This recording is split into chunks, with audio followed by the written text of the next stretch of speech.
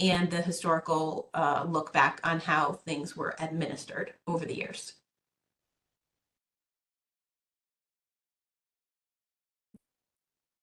Okay, so on your first point, so what you're saying is that if there's a negative year, a 0, and then if there's year 2 is a 3, then the CPI cost of living for the pensioner on the even year would be a 3. Is that correct?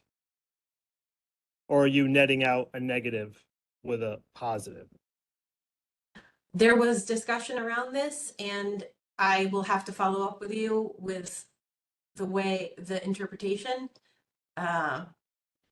because I just don't remember, I'm sorry. But it was a point of discussion. I would have to look back and see the specificity of, in the 2-year period, what the negative meant. Yeah, so I mean, that's something I think the unions just need to be made aware of, that did jump off the page for me. And I would love to see that summary plan document you're speaking of, because the only one that I have for the town pension plan is the 87 document. The and 87, oh, sorry. No, go ahead. The 87 document is the official plan document. That is our guiding document for this plan. The summary plan description in 2015, as I understand it, was more of like a frequently asked questions, looking for to provide some more insight, because as we've discussed, the plan document is really like a pamphlet. It is a very bare bones outline of the plan. So I think the town in 2015 was looking to offer some additional insight into the plan, and that's where this 2015 document came from, and I'm happy to provide it. Yeah, because I mean, maybe that came before the board for a vote, but I personally don't remember it.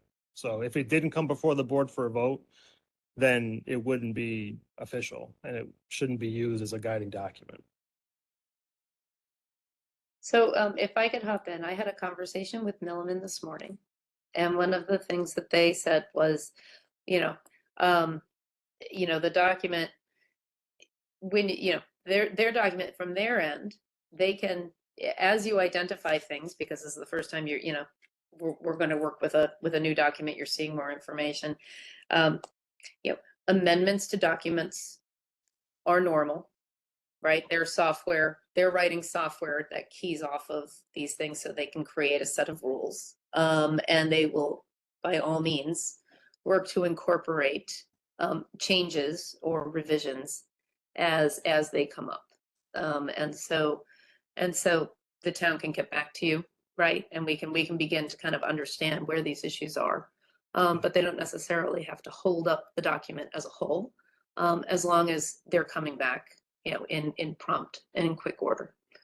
Yeah, I think that, that particular section, needs to be addressed on those 2 issues. And the only other thing that I know that we've struggled with in the past, and I don't remember seeing it in the proposed document before us, is that if a non-vested employee were to terminate, what would that employee receive back for payment, right?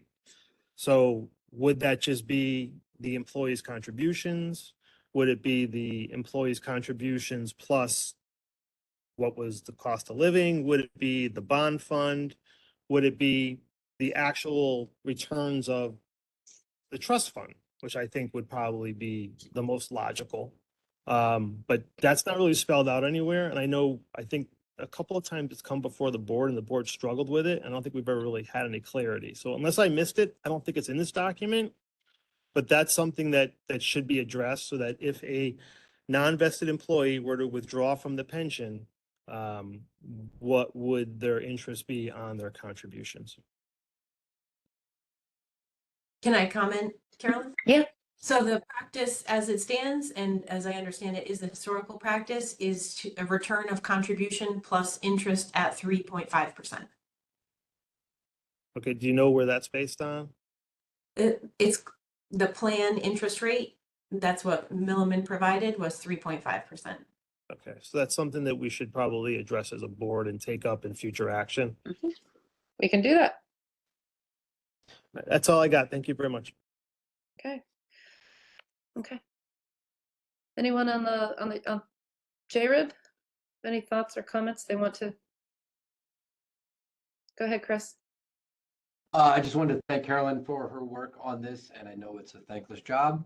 And I just do look forward to working with the town to kind of clarify and work out any issues that we might have identified down the road, and I will represent the people that I help out to make sure that those interests are taken care of. So I appreciate it, and I look forward to getting this document in place.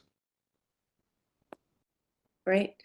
Thank you. Thank you. And I look forward, Eric, Chris, Suzanne, like as we identify those things, as they come up, they should come before they should come before the board as quickly as possible, right? And we discuss them with the town, right? And we can bring them forth. I think the quicker we can kind of get items into Milliman, the better. We're paying for Milliman. Let's get our money's worth out of Milliman, right? And it's a benefit for all our plan members. Okay. If there are no further questions, are we ready to move to the vote? Okay. All right, I will move, guys, that we, I lost track of my agenda.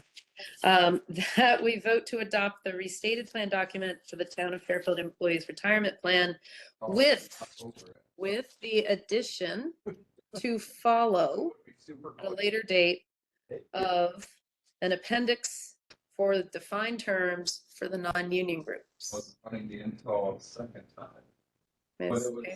May I ask for a second? The backup Second. database. Chris Brand, second. Okay. All in favor, say aye. Aye. Are there any, thank you. Are there any abstain? Any opposed? Okay, great. Thank you, guys. It carries unanimously. Thank you all. I appreciate your taking time out of your workday to do this. Terrific. Moving on into our agenda, old business. I don't have any old business. Does anyone have any old business? Okay, moving on to new business. I don't have any new business. New business? Nope. Well, just real quick, sorry.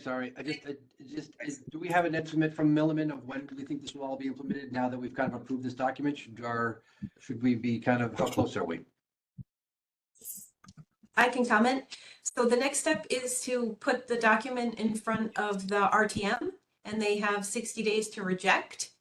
So we'll see what happens with that. And that 60-day window would get us into August, right? So we could look at a September 1 implementation date or an October implementation date.